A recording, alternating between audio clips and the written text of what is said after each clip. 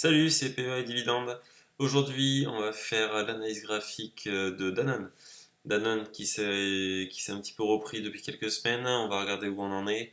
Avant de commencer, je vous rappelle que je fais un PEA sur le long terme et que vous pouvez le suivre en vous abonnant à la chaîne juste ici. Et je vous conseille d'aller voir les vidéos avec l'épisode numéro 1 pour commencer, pour voir l'évolution du portefeuille. Et je vous invite à me suivre.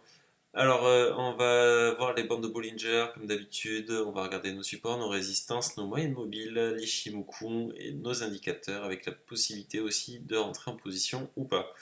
Donc, on a nos zones de résistance qu'on avait dessinées ici, notre zone de résistance, notre zone de support et notre deuxième zone de résistance. On va voir ça, on va zoomer sur du daily.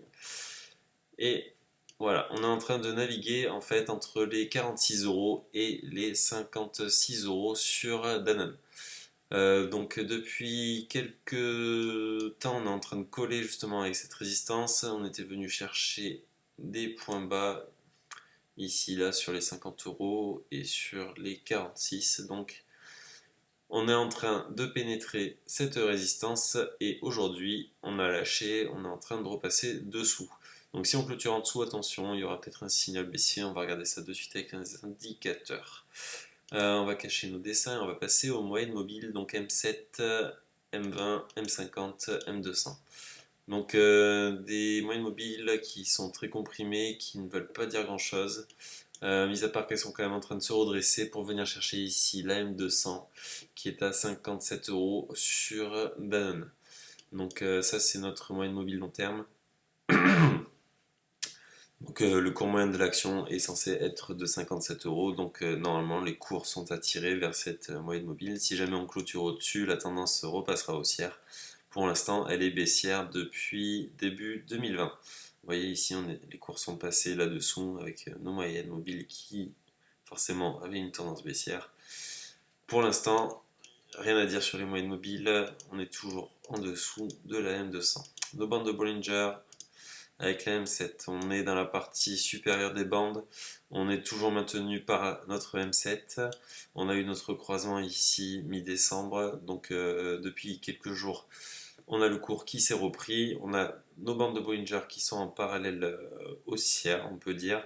Donc tendance de fond haussière sur Danone, mais qui reste quand même assez fragile pour l'instant. On est en train de revenir sur les derniers plus hauts. Donc attention, parce qu'on a touché déjà une fois, deux fois les bols sup. L'objectif sera sûrement de venir chercher les bols inférieurs avant de repartir à la hausse si besoin.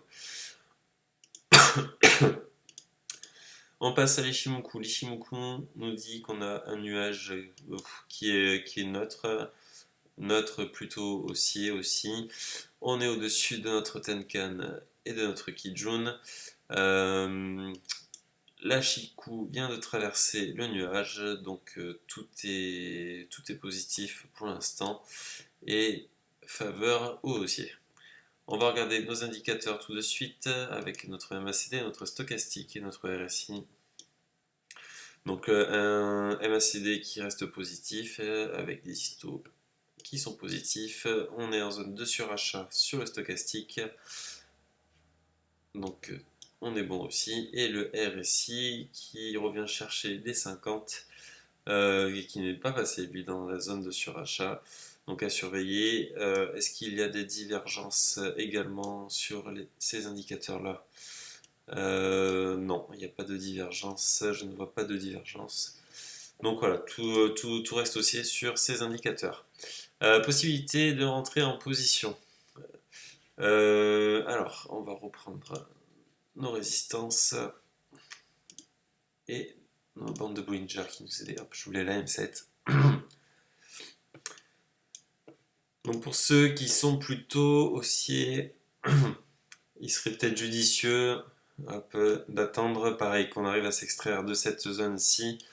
Donc reprendre sur les 56,20 en espérant pouvoir reconquérir ici les 64 €. Donc ça veut dire qu'il nous faudrait un take profit sur les 64 ici. Donc là c'est quand même un trade ambitieux avec, hop, on va partir avec sans action comme d'habitude. Donc pour faire un bénéfice de 800 euros avec un stop en dessous et en dessous de la M7 qui sera à placer justement. Bon, le stop il sera peaufiné, je pense, une fois qu'on sera extrait, qu'on aura peut-être fait un pullback. Voilà, pour l'instant on va le placer ici. Donc ça permettra d'avoir un stop quand même assez serré avec un objectif assez ambitieux. Chose qui veut dire que si les cours passent ici, le cours de l'action risque de s'emballer assez rapidement. Ensuite, objectif baissier. Donc là on est plus, ouais, rapidement, on est plus sur du moyen terme quand même. Si vous êtes plutôt baissier, donc là on est aussi dans une bonne position, peut-être plus facile à envisager que le trade haussier. Donc on est là, on a juste à placer notre stop au-dessus de notre résistance. Donc là on aurait la Bol Sub qui jouerait résistance plus ici, nos 56 euros.